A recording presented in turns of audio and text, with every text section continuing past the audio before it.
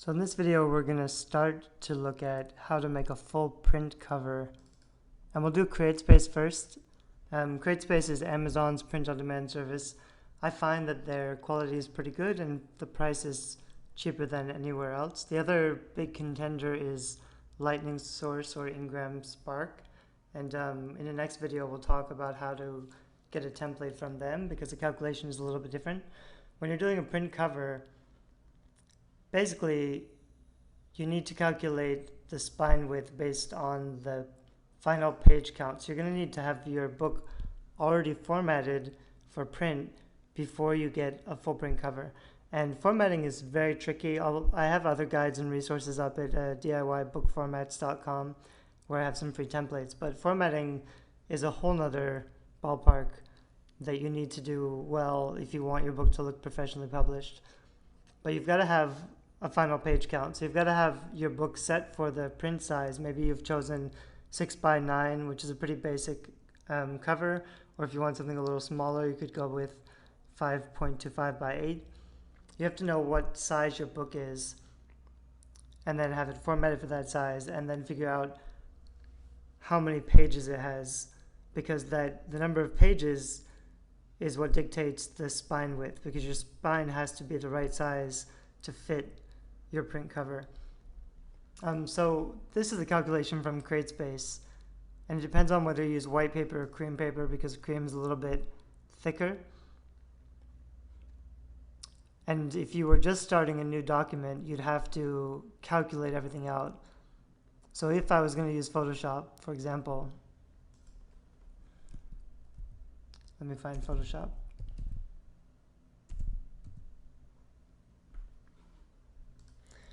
If I was going to find Photoshop, if I had a cream paper book that was 6x9 and maybe 250 pages. So my front cover might look, if I've been doing my covers at 6x9, which is what I usually start out designing covers for, even for ebook covers, it'd be 6x9 at 300 dpi. So my front cover might look something like that.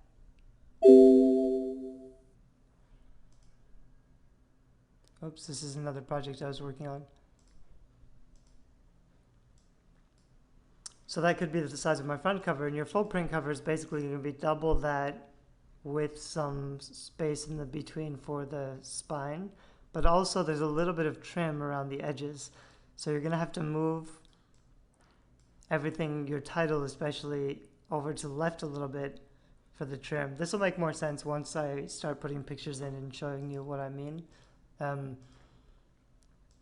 But it's easier, instead of having to do it all by calculation, if you're using Createspace, it's easier just to start with their template. And that way you don't really have to figure all of this out. So if I had a 250-page book, I would just go to Createspace, I'd go to Books and publish a trade paperback.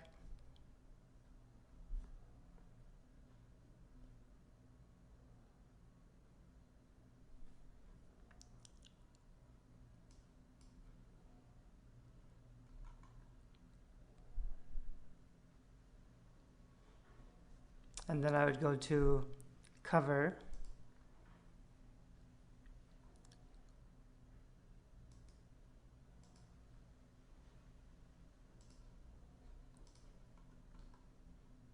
And once I'm here on Cover,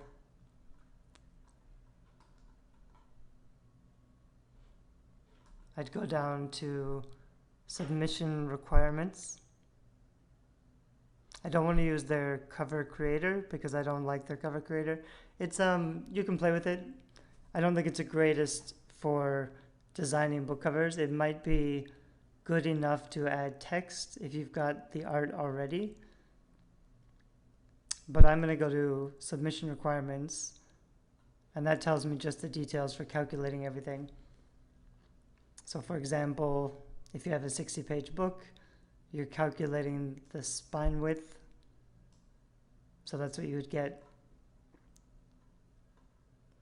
But I'm just going to download cover templates. which is here, because that's going to calculate the spine width for me, and it'll make things a little bit easier. So I can go 250. The problem with Createspace's calculation is that it won't make a cover exactly for the page count that you have. It's going to round up or down. If I put in 250, it might make one for 250, but if I make one for 254, it's unlikely to make one exactly at 254. It'll probably round up and down, and you don't want to be too far off. It's fine if it's 2 or 3 pages off, but if it's 5 or 6, that's going to make a tiny bit of difference on your spine. It might not line up exactly where it should. Oh, I forgot to pick 6x9, which is the size, page count, build template. And then I can just download my template. So once that downloads, what you're going to see in that file are these 2 documents, and one of them is a PNG, the other one's a PDF, and they look pretty different. So if I was to drag, I always use the PDF. If I drag the PDF into Photoshop here, I get something like this. You could use it as is. The thing that always bothers me a little bit is that there's this extra little gap on top. I don't know why it's there, but I usually trim it out. So this one, they actually made me a 254 page document. Usually they won't, they'll round it up or down. But in this case, I mean, you just want to check and make sure it's within maybe 3 or 4 pages. If it's too far off, you might want to try to round up or down. Like if I did 258 pages and it gave me 254, that might be too low. Maybe it'll round up to 260 something. Just make sure it's not too far off and it should be fine.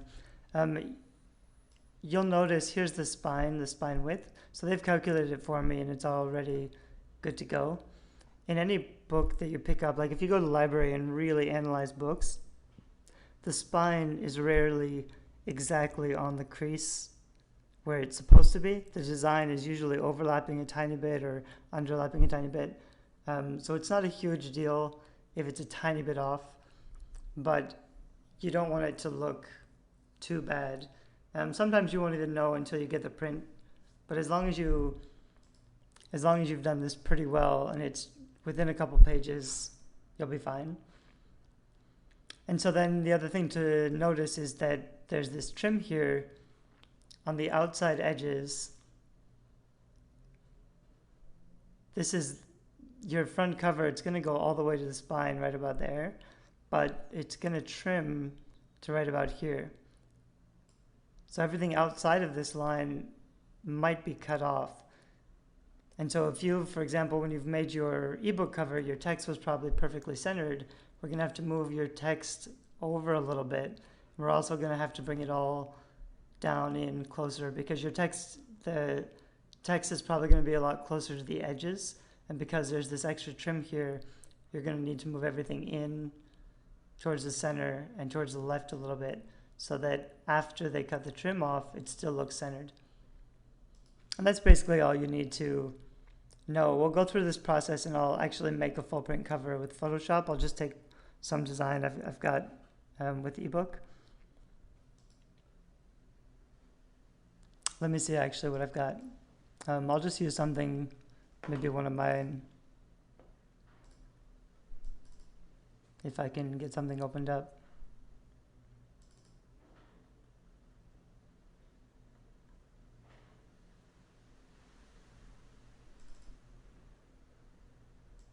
So this would be the ebook cover that I had made. And so I'll show you what I mean. If I can't really bring this down because the art has to go all the way to the edges for the trim.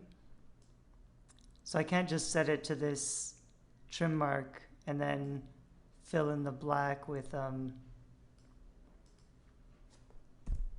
another color. I might think that it's clever if I fill in the back with something like,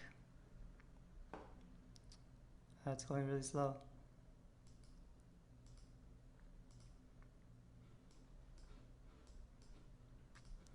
So I might be tempted to try to do something like that, but the problem is, even though it doesn't look so bad with the black, the trim is rarely going to be perfectly even. So that trim mark is kind of just a guideline, but it's actually, it may not be exactly on those lines.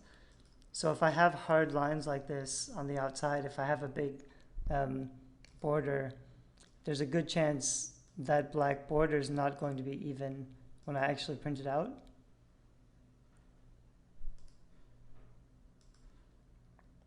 It might be, I mean, if you really need, some people, they have white covers, like a nonfiction book cover is white, and so they put a big border around it so it looks better on Amazon so it doesn't disappear. If you've done that and you have a thick border, it's not the end of the world. It's just that it may not, they may crop it a little bit unevenly so that it's not perfectly even all the way around, and that can make it look not so great. So it's better if your art goes all the way to the end. And if you're just importing your finished ebook cover, your text isn't really going to be in the right place. I usually double this layer and put it on top and then make it a little bit transparent so I can see where those lines are going. And so in this one, even though it's not too bad, the text really isn't centered, what I need to do is actually just open up the Photoshop file. If you're using Photoshop, we'll do another video later for other programs. But what you want to do is open the Photoshop file for your ebook cover and drag all the layers over so that you can really move them around and edit them the way you should. It's fine if you want to flatten the background art. That might be a little simpler.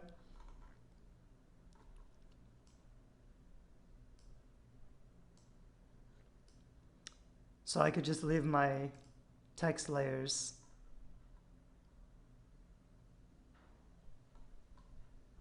but flatten all the rest of it.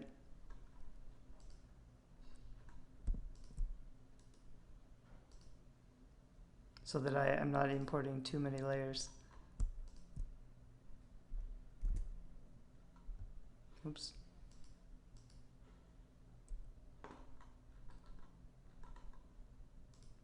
I have a lot of extra layers in this file I meant to delete. I don't want to drag over too many layers because that might just makes my work harder. But I could just do this and drag my ebook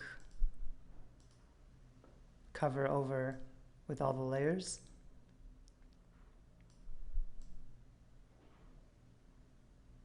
That way I can just make the art a little bit bigger so that it fills the trim. Oops.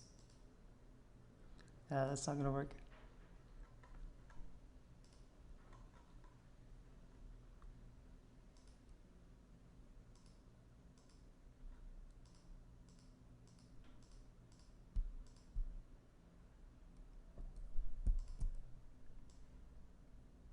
I have too many different layers here, but I'm just going to go like this.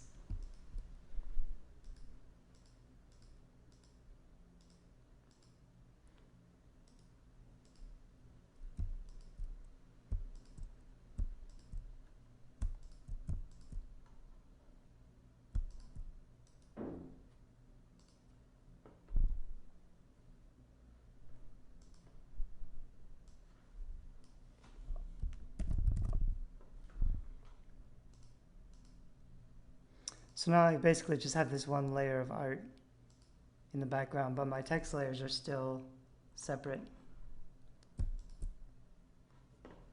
which means I can just move them around so that they fit where they're supposed to in the center of the cover.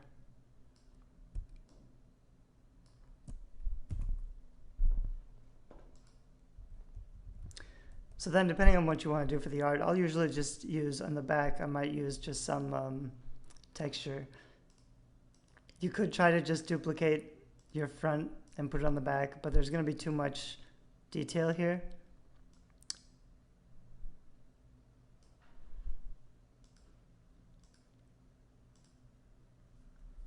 And so instead, what I want to do is have kind of the same colors and the same texture, but probably take off the image of the people, because that's a little too distracting when you're going to have a bunch of text on the back.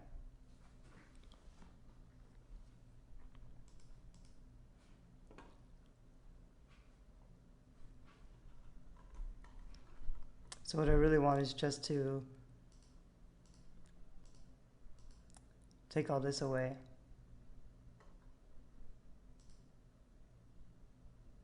And get something that's kind of just this color.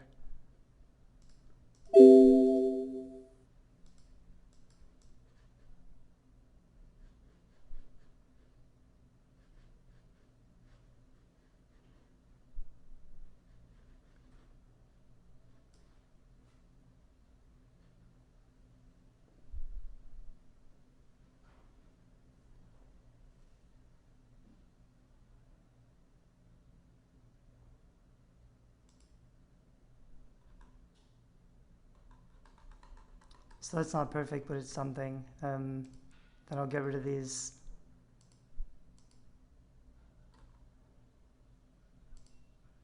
text layers because I'm not going to need those.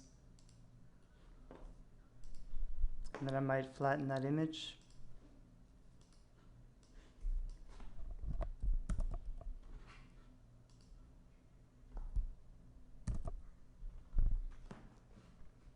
And that gives me something I can put on the back. It's not perfect. I'd really like to have another layer of texture, which I can do pretty easily. And I'm just moving it so that it lines up with these lines. You got to be kind of careful with the lines. My art in the front doesn't line up, but I can just move that over like this. And I want to put something in the spine. I could either use something, I could just duplicate this layer if I want and put it behind the other two and then move it over, which will give me something in the spine. It might be a little too complicated for the center. I might want to make it darker. I could also do the same thing with the other layer that I just made. Move that one over. Maybe merge the two of them. It's probably better to have a darker spine because I want the text to really stand out.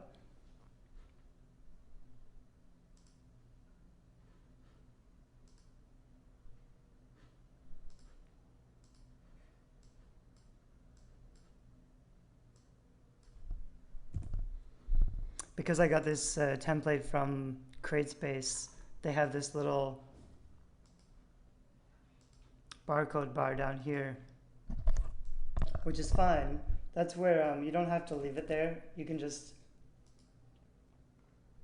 cover it up. And if you make sure that space is free, then Createspace will put a barcode here, but they make it pretty big. You can also just make your own.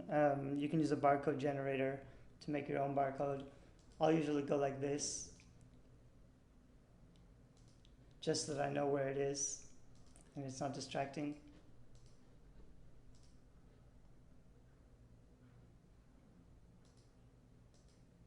I took away the overlay, and you can see that the art up here isn't really uniform. It doesn't cover the whole thing.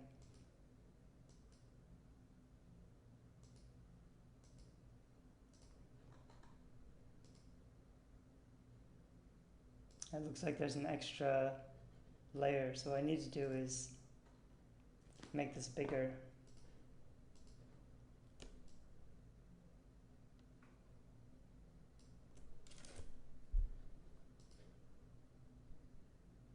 And then trim it right on that line.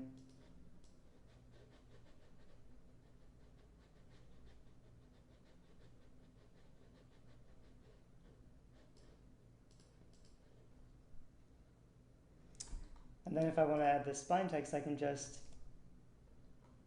duplicate some of these layers and rotate them 90 degrees.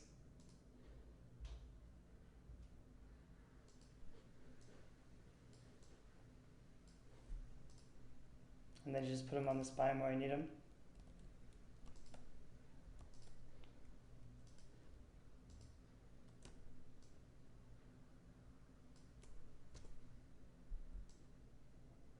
You're going to have probably, if your spine is really thin, you're going to have a lot of extra room. Depends on your title name too. Scifi is a pretty short title name. You may have to make your text bigger or make the kerning so it's not so stretched out. Sometimes if my spine is thick and I don't have very much room, I might break up the title name into 2 lines.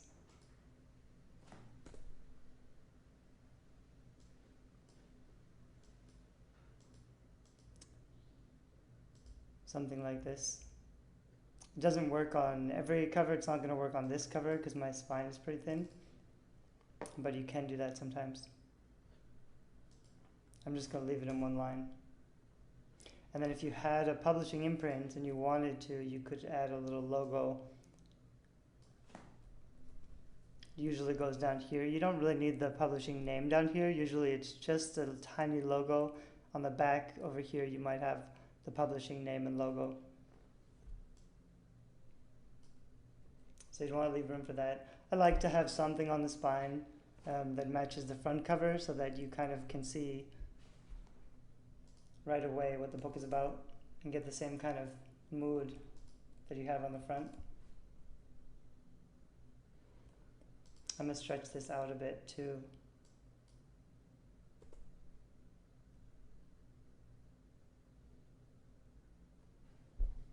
And like I said, I would probably add another layer on the back to give it kind of a darker, grittier texture.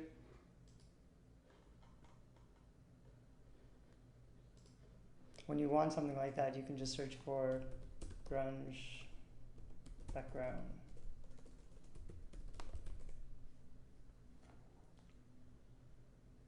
And you can just search for images and then find an image that you like.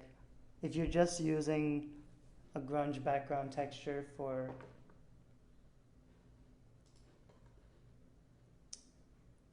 kind of just for decoration, not for the main event, we'll try this one. Then you're probably just fine with anything you find. You'd want to find a color that kind of matches, but you can also just change the color. That's really easy to do. This color's pretty close actually, but it's not big enough. You gotta find something that's pretty big.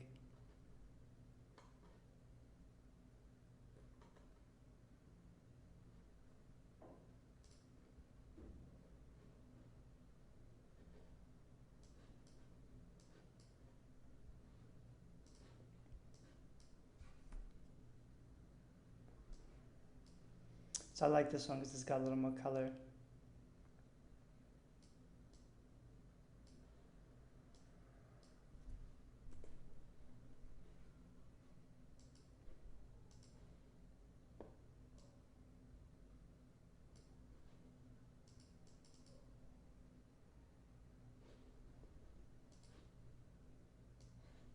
And I've just changed the transparency so that it's not quite so bold.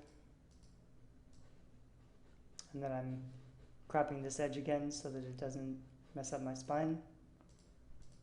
So this is basically done. Then I can just add a text box on the back. Make sure it's centered.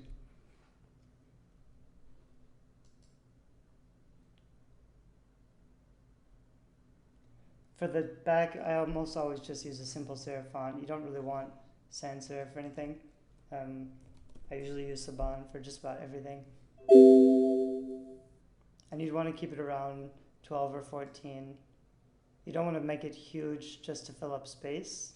Your back cover copy should be about 300 words or so. I don't have any back cover copy just ready to go, but I could fill it in. I'll probably make another video now about what to put on the back cover, and we'll just finish up this back cover. So I'm going to stop this video here.